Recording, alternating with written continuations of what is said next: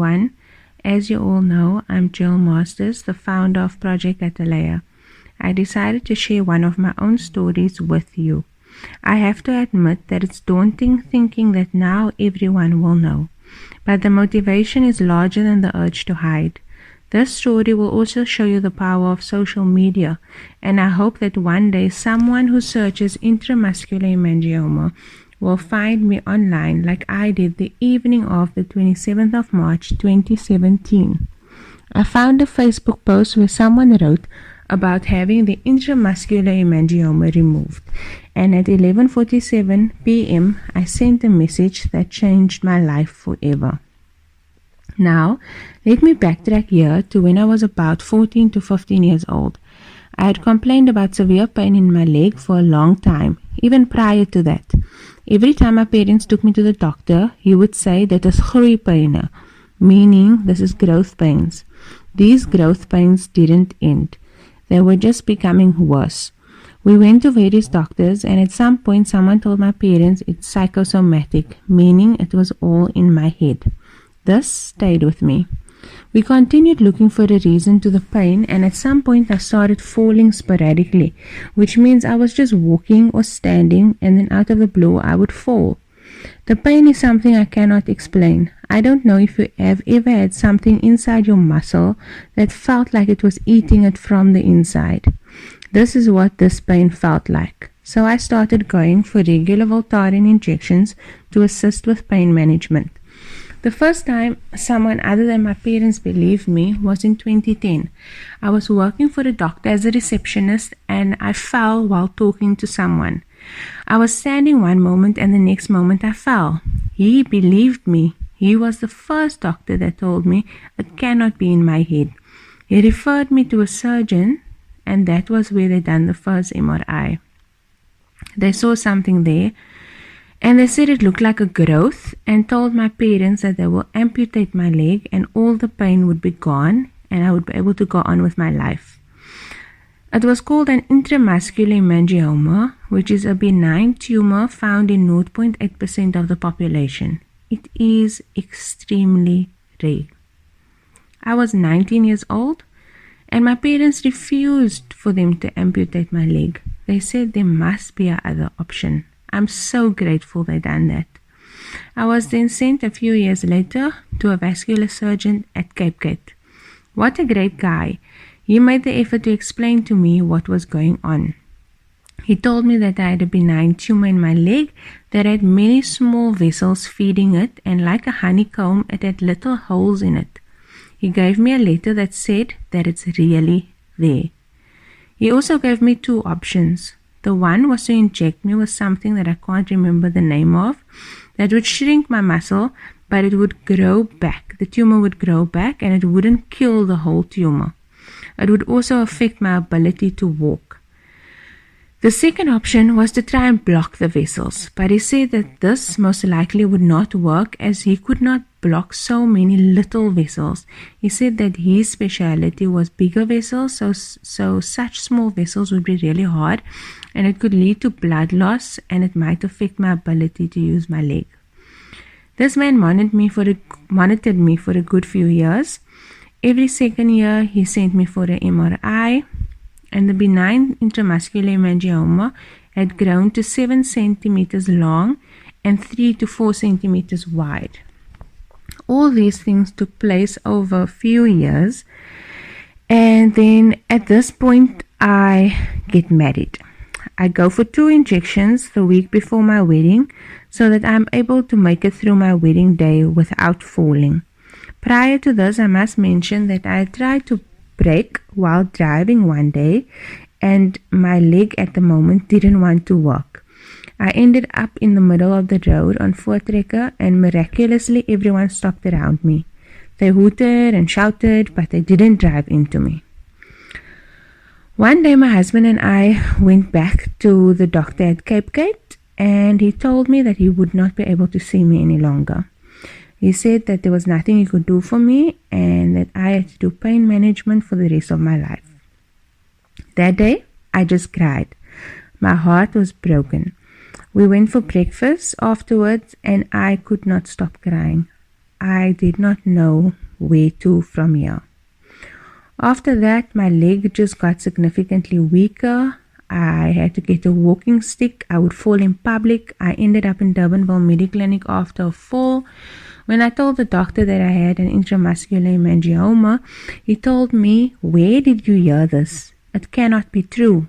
This time, I had a letter. I had proof. So no one could tell me anymore that it's not true and that it's all in my head. When I showed him the letter, he admitted me and gave me the pain medication. He only believed me after I showed him the letter. I tried to do everything with my walking stick. I would go on long walks. I would try to have the stick with me all the time so that I could do more. But having a walking stick at 25 isn't exactly what I imagined myself doing. I didn't imagine having a leg that was so hot due to pain all the time. I didn't imagine not being able to walk at the beach or dance. I didn't imagine not being able to do the simple things, like wearing a sock would be painful, taking the sock off would be painful, wearing a certain shoe would be painful. I had to know what pants to buy, otherwise it would be painful. If it was too cold, and now here I understand what the old people say when they say you can feel the rain coming, because I could feel the rain coming. It's like the drop in the temperature would just make the pain increase so much that you could feel that there's rain coming. When you're struggling with something like this, it's almost as if you lose all pride. You sit on the floor in the middle of a shop because you cannot stand anymore while your brother is busy choosing his matric ball clothing. And it's a happy moment and everybody is happy and you feel bad because it seems like you're in a bad mood, but you're in so much pain. You grab any person close to you when you feel you're about to fall just so that you don't embarrass yourself again. People start thinking you're just clumsy. You just fall.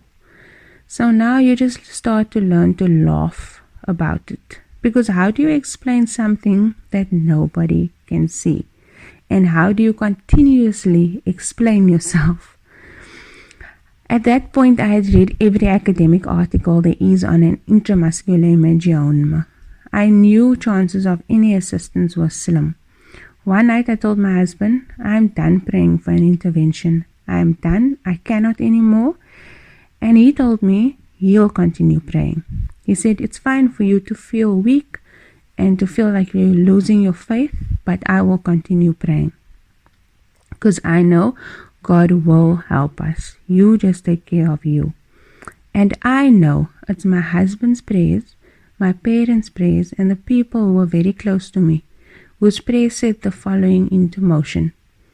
And even my siblings, who knew they mustn't come close to my leg. Everyone knew the leg. It was always the leg. Or at least the people close to me knew the leg. Because the slightest touch and I would be in devastating pain. But no one has to see that on your face, right? On the 27th of March 2017, I was married for 2 months and I couldn't sleep because I had dreadful pain. Something told me to go onto Facebook and search intramuscular hemangioma. I had done this before and nothing appeared. I know, that's weird, eh? But I done it. And this time, I found one person who wrote a post about the intramuscular hemangioma. I was so excited. I couldn't believe there was another person who would understand and believe me. I messaged her on Facebook and she replied the very next day. She told me that she had 3 operations to have her one removed. She was in Australia and I was in South Africa. I told her I can't find anyone to help me. She said, "Contact my doctor. He only works with kids now and I don't know where he is, but you can contact him." She gave me a name and I googled this man.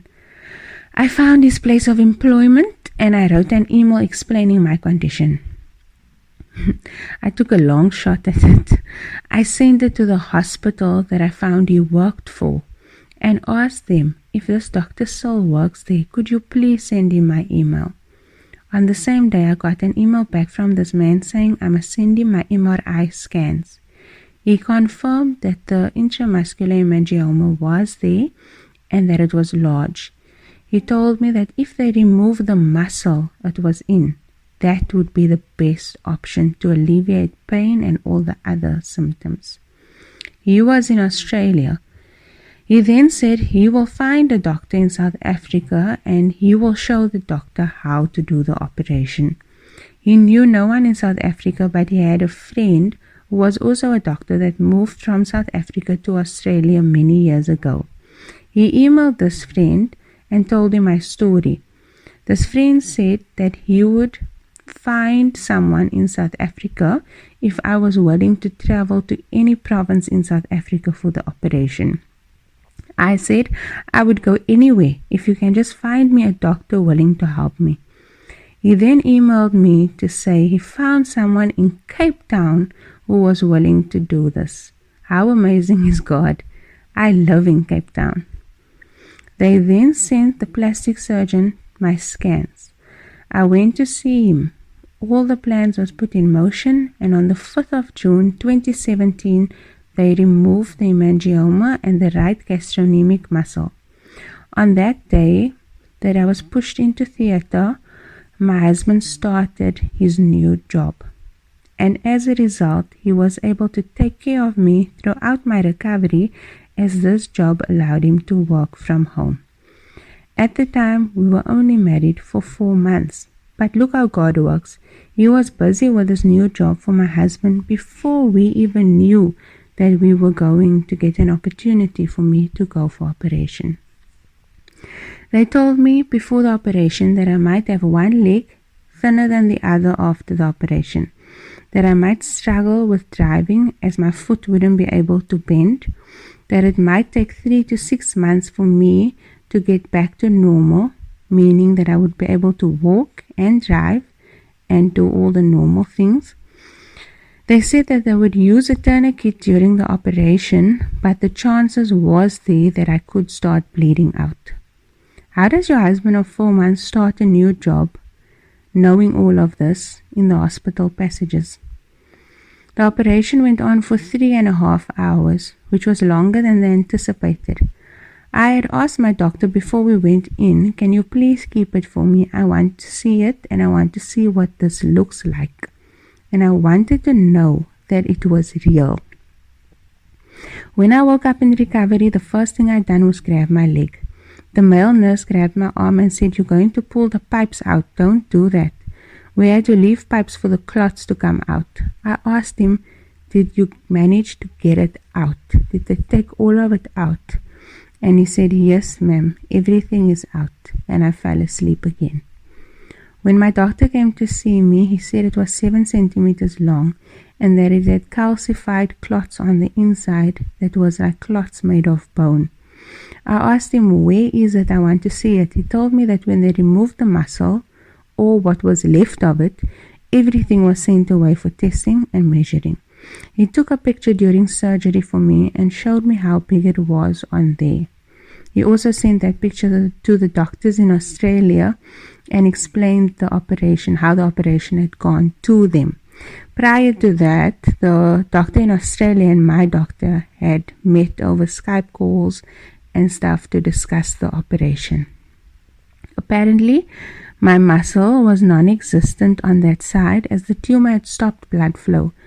My left muscle was already compensating for my right muscle. When I woke up from that operation, I couldn't walk. I had to learn how to walk again. And it started with learning how to move with crutches, hopping around. Every time I tried standing with my crutches, my leg would go purple and I would feel like I'm going to faint. As a result, it was very difficult to do anything. I couldn't do anything. They had to start cutting above my knee, and during this they nicked too close to a vein. As a result, my skin on top of my foot was numb and lost feeling. Over the past 3 years, it has gotten better and it hardly ever bothers me anymore.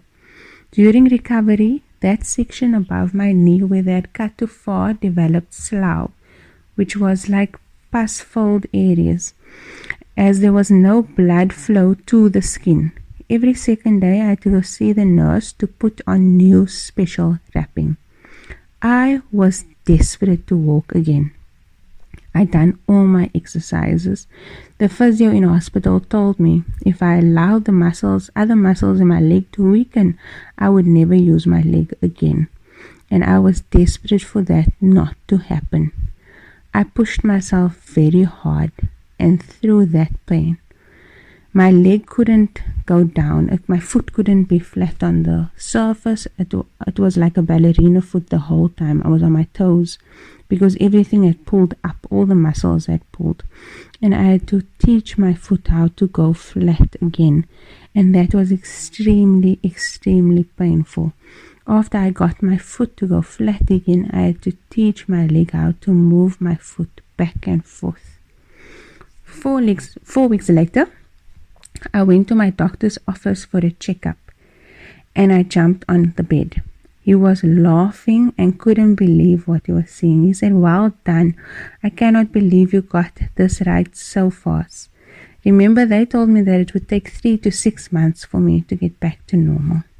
6 weeks after my operation, I got in my car and I drove. My husband was obviously very stressed about this, but I was desperate to return to normal. A few weeks later, we went to Kleinmond and I said I want to try and walk on the sand. Beach sand is heavy. It was very difficult and it was heavy, but I did it. And I cried because I vowed to never take a step for granted again. Shortly after that, in November, I went to Argentina, and the one day I walked 50 kilometers. 50 kilometers. There was no pain. I didn't fall. It was cobblestones. I was wearing a tacky and I could walk without any pain. My story begins and ends with God, and none of this would have been possible without His mercy and grace. God still came through for me even when I gave up on all of this, even when my faith was very little. My message would be to believe your body, even when they say it's in your head. Sometimes, most times, it's not. Your pain is valid, and your challenges are valid. Your story matters. I hope that one day when someone with this rare benign tumor looks for help, they will find my story online, and that I would be able to be of service to them. So much so as all the earth angels God sent my way during that time. The funny thing is, the only person I met was the doctor who done the operation. But it took 3 Australians I had never met to get us to that point. People always look at my scar and ask me, "Why don't you have that scar made lighter? Or it's so big." But you don't know my story. That's my battle scar. It is the evidence that proves that all my pain was real. It's a constant reminder of what God done for me. And I would be very sad the day I don't have that mark on my leg anymore. I asked God, please don't let me forget the journey. Don't let me forget the pain. This journey has given me the gift of constant gratitude. I will never ever see life through the same eyes again. Hemangiomas can recur. Once you had it, it can always come back. You are now predisposed to it, but God.